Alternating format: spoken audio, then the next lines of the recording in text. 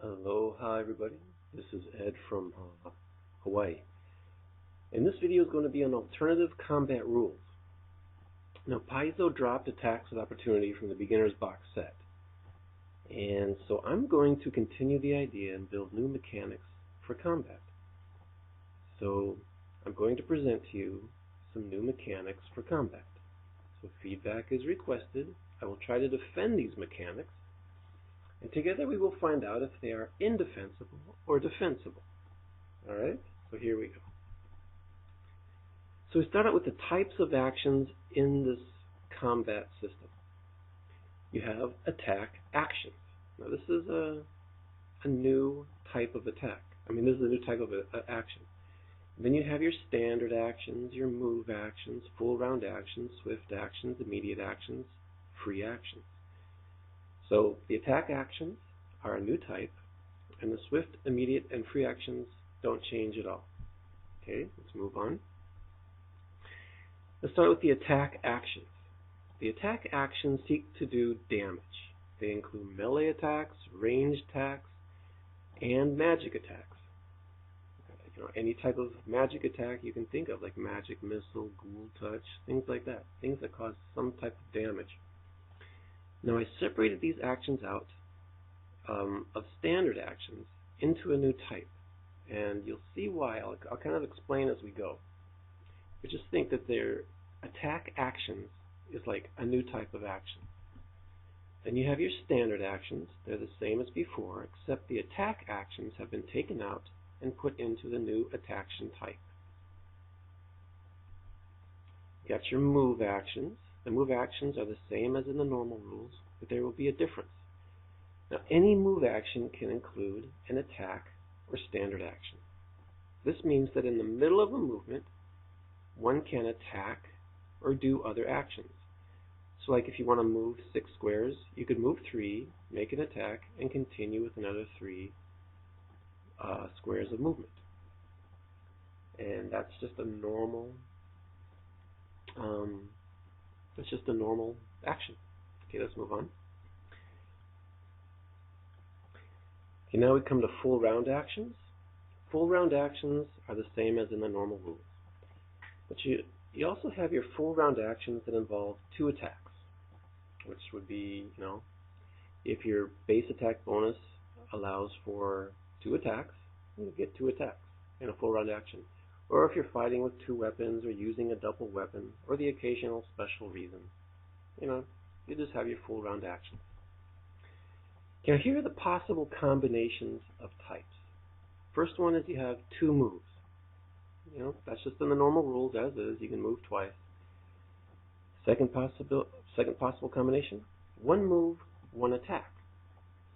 Now usually you can see that as 1 move and 1 standard action, and the standard action is an attack. But I'm going to be separating out attack actions from standard actions that are not attack actions. So the second one is a move with an attack action. Third combination is a move with 1 standard action, which is not an attack action.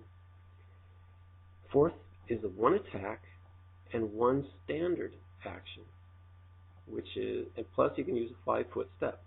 Now I have that in yellow because that's a new type. That's a new combination of types that's not in the normal rules. And then you can have your full round action like charging, but also includes a combination of 2 attacks. And you can also throw in there a 5-foot step. And the 6th combination is 2 standard actions. And the standard actions are non-attack actions, but they are standard actions which don't cause damage. And you can do 2 of those plus a 5-foot step. So these are the possible combination of types. So what about attacks of opportunity in these combat mechanics? Well, attacks of opportunity are granted under the combat reflexes feat. If a character wants to do an attack of opportunity without the feat, they have to ready the action beforehand. If they have used up their standard actions already, like if they've done a couple of other standard actions which are non-attack actions, they won't be able to ready an attack of opportunity because basically they're doing other types of standard actions and they don't have the space, or they're not prepared to do an attack of opportunity, so they don't get it. Only unless they have the combat reflexes feat. They can do it without readying actions. Alright. So change to move actions. This is the move actions. Any character can do an attack action or standard action while moving. For example, take a character who moves 6 squares. He can move 2 squares, fire a magic missile, and then move 4 squares after. Attacks done in this way get a -4 penalty to the attack roll. That's where you have the movement is interrupted, basically interrupted by another action. Unless you have these feats, the spring attack feat for melee attacks, or the shot on the run feat for ranged attacks. Now what about combat maneuvers? Like trip and grapple, disarm, and sunder. Well, all combat maneuvers are considered standard actions because they're not attack actions, because they don't do damage to another. Here's a list of the combat maneuvers. And so they're standard actions. They're grapple, disarm, sunder, charge, feint, bull rush, overrun, and trip. These are considered standard actions and not attack actions. So they can actually be combined with attack actions in these combat mechanics. Okay, so let's look at some game examples. Here we're going to combine one move action with one attack action. So hiding behind a wall, the character moves out into the open, shoots an arrow, which is a ranged attack, and then moves back behind the wall. The attack receives a -4 penalty for occurring in the middle of the move, without the shot on the run feat. Here's another example. The character stands up and casts a sunburst spell.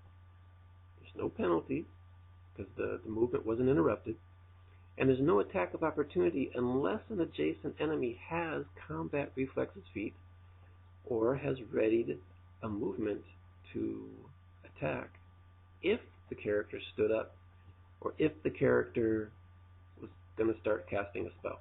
Then they could do an attack of opportunity.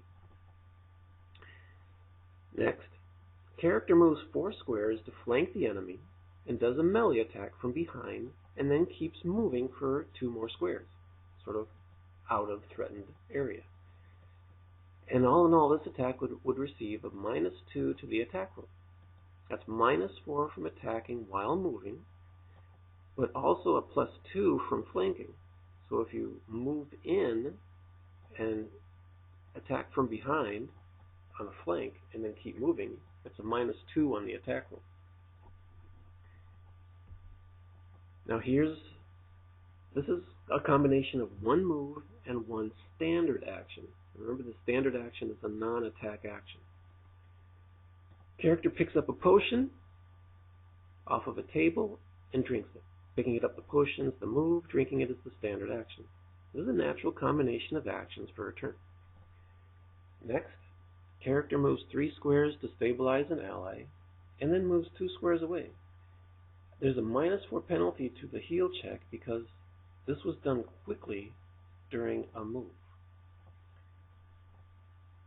Now the character moves 3 squares to be adjacent to the enemy and feints using a bluff check. If the check is successful, the enemy's AC is without dexterity bonus on the next turn. Character moves behind a low wall and readies a shot at anything that comes through the door on the other side of the room.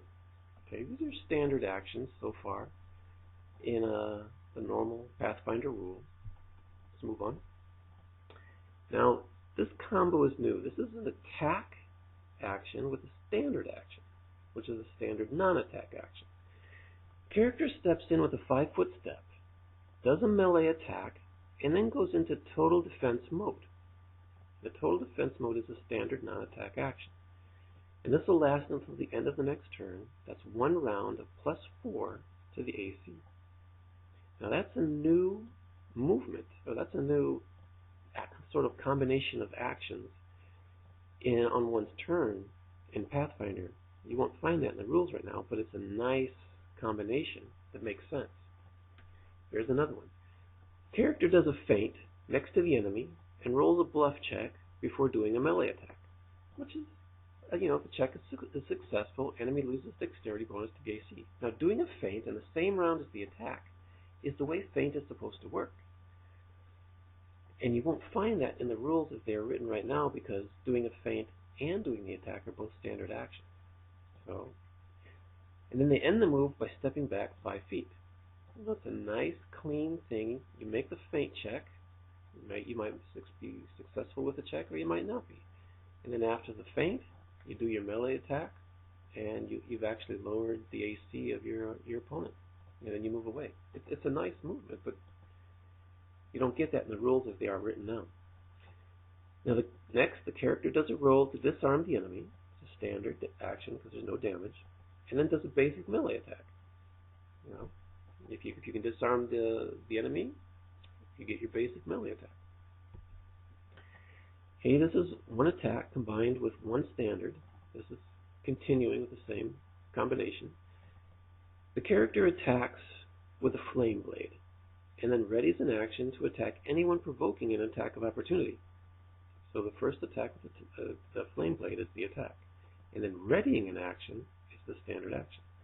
So these mechanics allow a character to do attacks of opportunity, but only if he has a standard action available to ready an attack of opportunity. Because you may use your standard action for some other action, and so you won't have an attack of opportunity. If you want an attack of opportunity, you have to use the standard action in this combination to ready an attack of opportunity. Okay, next. Character steps in with a 5-foot step, trips the enemy, that's the standard action, and then does a melee touch attack with a ghoul touch, getting a 4+ bonus to the attack roll because the enemy is now prone. Nice combination of moves. You won't find that available in the rules as they stand right now. But to be able to trip and then go in for the touch attack on one move is a nice combination. You have to actually be successful in the trip attack and in the touch attack. But if you can make the trip attack, you'll get a +4 on the melee touch attack for the ghoul touch. Okay, let's move on. Character drinks a potion of bull strength. Takes a 5-foot step to the enemy and then does a scimitar attack with a 4+ bonus to the attack roll and the damage roll. Now these immediate effects, where you take the potion and you go in and do your attack like that, this is exciting in the game. It's like instantaneous movement. You take that potion, you get your strength, you go in for the attack right then and there. It's a nice combination of movements. Okay, now you go to your full round actions. These actions are all the same as found in the normal rules. Normal full round actions are running, charging, lighting a torch, and preparing to throw a splash weapon, things like that. And the full round actions involving 2 attacks occur when the basic attack bonus is high enough to allow 2 attacks. For example, a BAB of +7 and +2 allows for 2 attacks. Your second attack gets the +2. Next, when the character wields a weapon in both hands, the offhand takes a penalty on its attack. And when the character fights with a double weapon, such as the dire flail or the quarterstaff. Then you get 2 standard non-attack actions together. Now this combo is new too. So a character trips the enemy and then readies an action to bull rush the enemy if he attempts to stand up. Nice. It's a nice combination, which you don't find in the rules as they stand now. Character aids another in combat and then activates a ring of X-ray vision to see what is behind the door. Interesting combination. Character grapples an enemy and then activates a ring of genie calling. Think about the possibilities of that. Character claims total defense and then draws out a hidden weapon. That is diabolical and nice. Character lights a torch with a tinder twig and then reads a scroll. Nice. If you're in the dark, you light the torch, you read the scroll. You get 2 standard actions in a row, you do it, you get it done. Then the character dismisses an alarm spell and then drinks a potion of invisibility. Think about that. You have an alarm spell go off, you know something's come in, and now you drink your potion of invisibility, you're ready for action. It's a nice combination of movements. Alright, some of the impressions. The preceding examples show that these mechanics can make for more dynamic, more exciting, and more strategic combats. By separating attacks into their own action type, this allows more creativity in using standard actions that don't cause damage. Thus, there is more creativity in combat and more exciting ways to experience combat. By limiting attacks of opportunity to the combat reflex feat, or readied actions, there are less interruptions in the flow of combat. That's actually a big plus. Some other impressions? By allowing actions during movements, combat is more dynamic and creative. By being able to integrate more actions overall into a turn, being able to actually integrate more non-attack actions, combat should proceed faster because you're able to get more of your actions in on one turn.